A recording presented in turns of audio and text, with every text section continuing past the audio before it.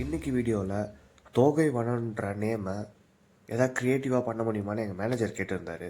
So அவருக்காக நான் அந்த நேமை கிராஃபிட்டி ஃபார்மேட்டில் வரையலான்னு சொல்லிட்டு அவுட்லைனை வரைஞ்சிக்கிட்டு அதுக்கு தோகை வனன்றதால க்ரீன் கலரில் கலரிங்ஸ் பண்ணிக்கிறேன்.